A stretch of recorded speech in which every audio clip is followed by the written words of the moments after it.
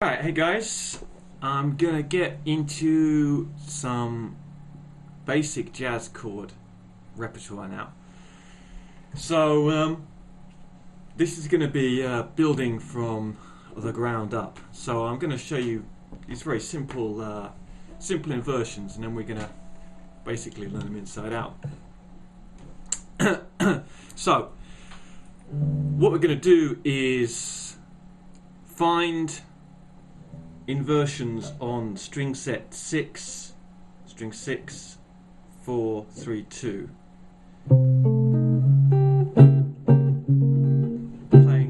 Playing right hand finger staff now. Thumb, index, middle ring, just for ease. And what I'm going to do first is show you how to derive dominant 7th inversions from diminished 7th chords. So we've got this standard dim 7 voicing here. Basically, by lowering any note by a semitone, we're going to get a different dominant 7th chord in a different inversion, all in roughly this same position. So if I lower this second finger, then I get C7 root position. Pretty basic. Notice I have to refinger it. I mean, I could do it like that.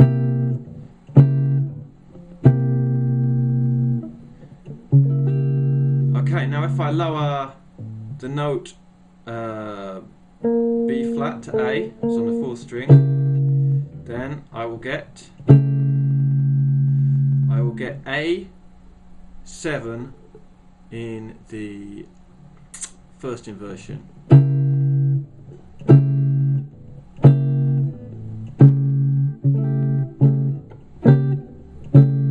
So that's C7, A7. Now, if I lower the note E to E flat, then what I'm going to get is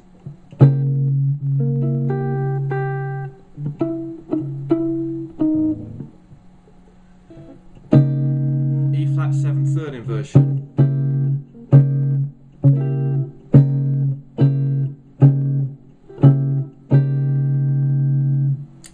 So that's C7, root position, A7, first inversion, E flat 7, 3rd inversion, and finally, if I lower the note G flat, I lower the note G, it's G flat, sorry, then I'll get G flat 7, and that'll be 2nd inversion. So that's C, root position, A, first inversion, E flat, 3rd inversion, and G flat, 2nd inversion. So, what's the use of that? Well, a couple of things. One I'm not going to go into now, but the first thing is basically from any diminished chord, you can very quickly move to any of 4 dominant 7th chords. That's useful for modulations, so forth. It's like a gateway to 4 different keys. But the other thing is now we've got every single inversion of a dominant 7th.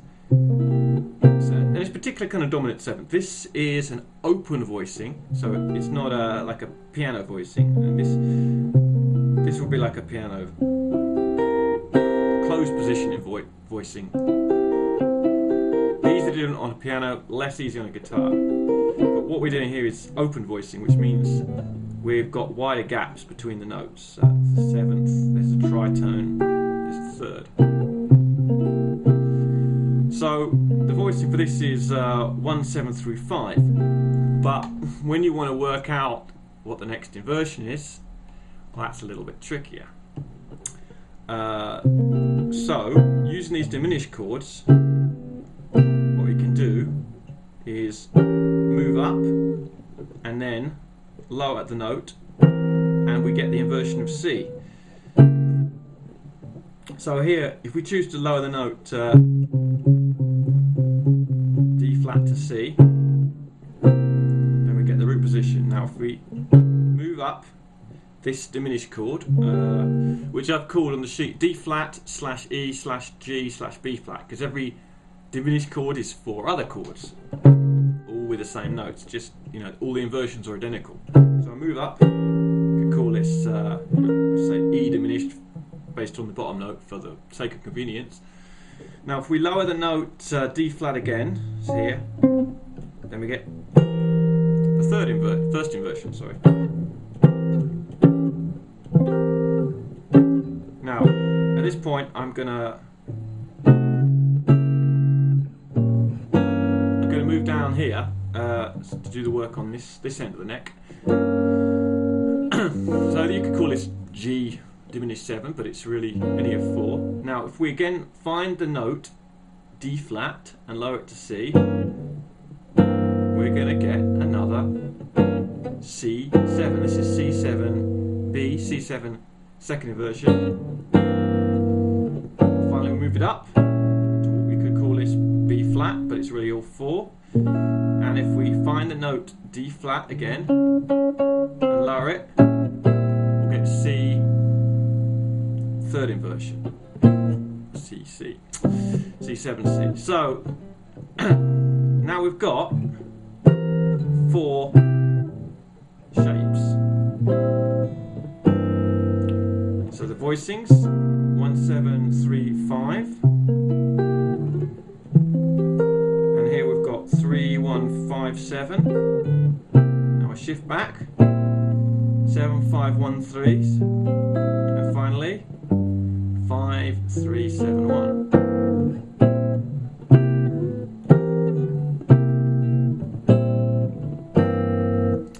So now we've got a lot of different voicings for C dominant 7th. All very good. So we can play them in a little sequence.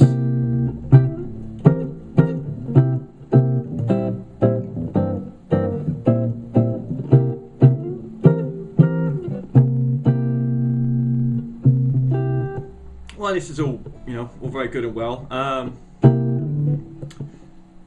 Can't really do much with it yet. I mean, one thing we could do is if we had a little sequence where you didn't want to shift up and down the neck, you know, say C to G. Instead we could play it like this. Sorry, my mistake.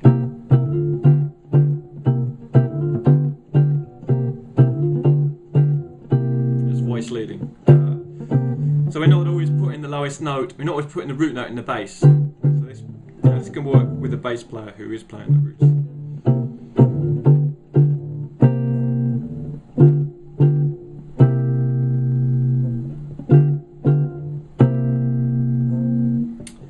Or say we wanted to do C to F, C, F, B flat, E flat, C, F, B flat, E flat, it's a bit cycle motion, C, F,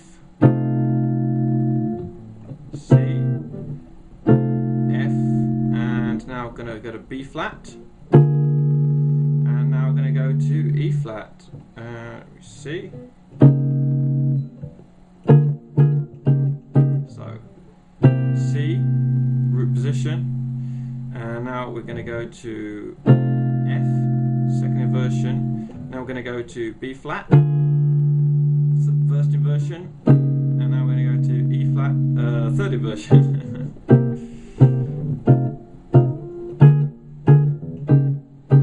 Well,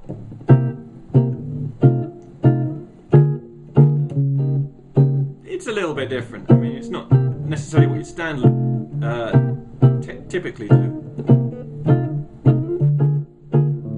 But it's kind of cool in its way. The main thing to take away from it is, you know, you can use voice leading, so you don't have to shift up the neck in the parallel motion style. There's a time and a place for that, but it's nice to have the option of voice leading.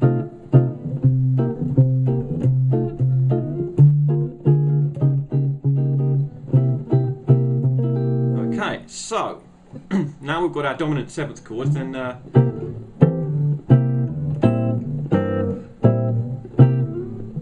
some of these fingerings are quite challenging if you're not used to them.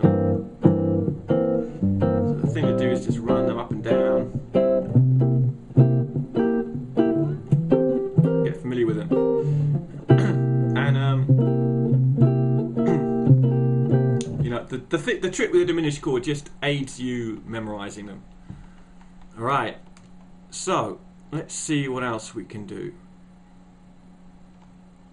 Now, from the diminished seventh, from the dominant seventh chords, by lowering the third half a step, we get the minor seventh chords. So here's the third. The third's going to be E to E flat. So now we get C minor 7 root position. Okay, now move up to the first inversion, C7. So we've got to identify the third, which is going to be E. Refinger that.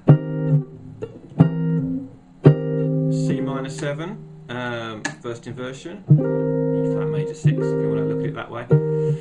Okay, now let's go to C7, second inversion, and find the E. Lower it to E flat, and that's C minor 7, second inversion. And finally, we'll go to C7, third inversion, and we've got to find the E. Lower it to E flat, and you get this. C minor 7, third inversion. So we put it together.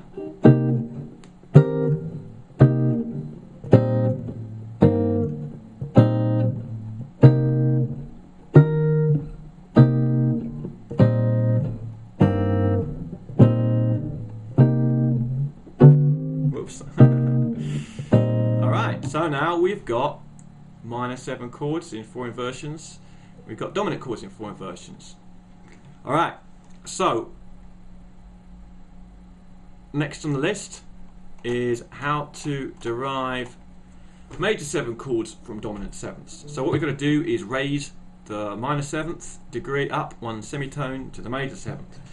So there's the root position. Identify the 7th, B flat,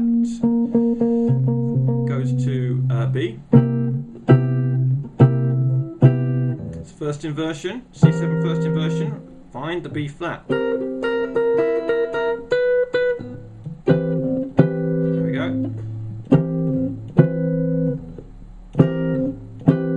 Now we're going to go to the second inversion, C7 second inversion. Got to find the B flat. There it is. Now we've got the C major 7 second inversion. Okay, there's the third inversion, and we've got to find a B flat and raise it 1. It's quite a dissonant sounding one. So now we've got all the major 7 chords. Well, yeah, it's major 7 inversions.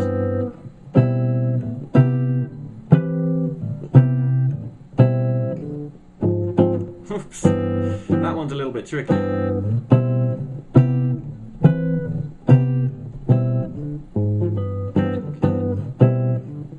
See, I need to practice this a bit. Alright.